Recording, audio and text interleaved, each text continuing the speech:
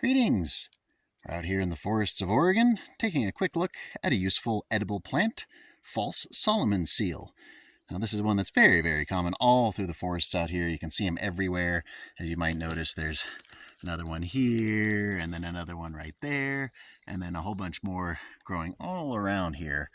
Very common and easy to spot. It's a very distinctive plant, especially when it gets these nice big clumps of white flowers on the ends of them, and that's how you differentiate it from actual Solomon seal, which you do not want to eat. It is definitely poisonous, unlike the one here in Oregon, which is not poisonous, and you can absolutely eat it.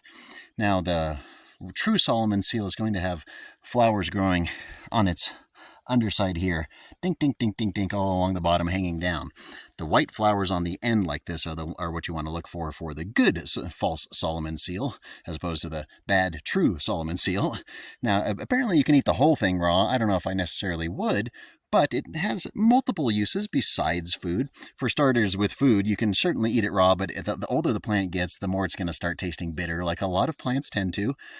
This one's starting to form its little berries, but there's not quite so many. Let's see if we can find one that has its little berries on it, because that's probably what you're going to be tending to want to eat. Where did I see one with berries? Do you have berries? No? Which one has a few little berries starting to form? Well, actually, this one does have one little berry on it. But you'll find these tiny, if it'll focus, tiny little berries. And they turn bright red, and they're actually edible. They have a hard seed you want to spit out. But the other thing you can do is dig up the root and eat the root itself, because the roots are also edible. But like a lot of roots, they tend to turn woody, and so you'll want to cut them up into small pieces and give them a little bit of a boil to soften them up so you can actually eat them. And it's a very common plant, but most people don't really pay attention to it.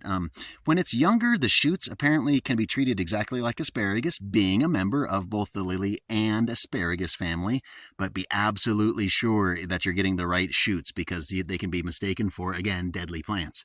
So the young asparagus-like shoots are certainly edible. The berries in season are edible. The roots are edible. I presume the leaves are edible, but when deer aren't munching on them, it's probably because they're too bitter to really consume, although this one here has gotten its leaves munched by something. I don't know what, but something didn't mind the bitterness. But a lot of greens that I find, the older the plant is, it's bitter, more bitter. Like chicory has a real bitter edge to the older leaves and flowers. But false Solomon seal can also be used medicinally. You can take the leaves, the roots, all kinds of stuff, and use it for like poultices or make tea for pain, cough. One thing that you will also be able to use this for is a laxative, and that's something you should know about the berries.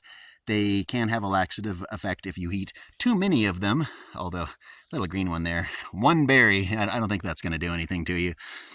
But one of the things that I think is the most fascinating about it is you can make what's called an effusion out of the roots. Native peoples would do this, and when you put that in water where fish are, it temporarily sort of stuns the fish, and they just sort of like flounder, and you can basically just scoop them up or net them up. And again, this is a very common plant. We can just walk through this would be an ephemeral sort of snowmelt stream here, and you'd be able to see it flowing with water, and that's where a lot of these different plants like thimbleberries growing around here and different stuff. But here we go across this side, hiking up here. Here's a whole bunch more of it. Very distinctive. You can't really miss it. It's just like you go, wow, what is that stuff? That's so unique. It almost kind of reminds me of that poisonous California corn lily, or Indian corn as some people call it. You don't eat that one either, but this lovely plant, it just grows everywhere. I thought I spotted some up here too, but I think it's just absolutely fascinating that you can use the roots to fish with. And I've seen this done on like survival shows in like South America, and I went, wow, I wonder if there's something North American. And there is indeed. This one got a few more berries on it there. Oh, it's not wanting to focus.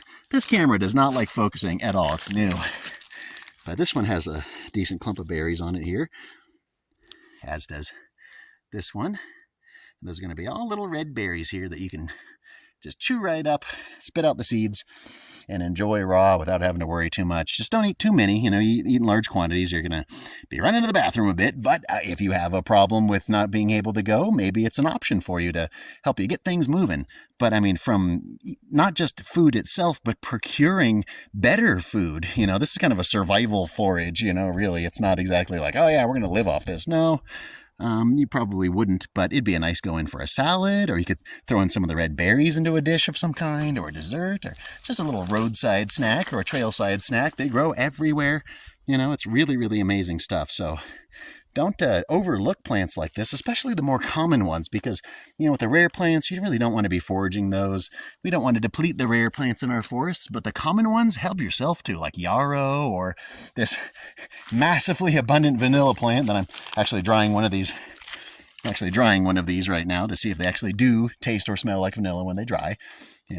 Raw or brand new like this, no, but always get to know your plants, because the common plants are the easiest to forage, and especially ones that can be eaten raw, because especially in a survival situation, or even just when you're really broke, having to spend money on cooking gas or having to make a fire or whatever, it's not necessarily an option. But when you can just grab it right off the ground, pull it right up and eat it, dig up the root, chop it up, boil it up, you can't really beat free food and especially free medicine.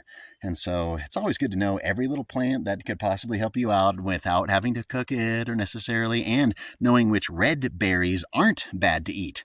So a lot of times the red ones are watch out for the red ones and watch out for the white ones. I'm like, yeah, well, these are red ones you can take advantage of. Really, really cool. So I think it's time to get back out of this hot sun and cool off for the afternoon, but I definitely want to thank you very, very much for joining me for a few minutes here in the forests of Oregon to take a look at a useful and helpful common plant, false Solomon seal.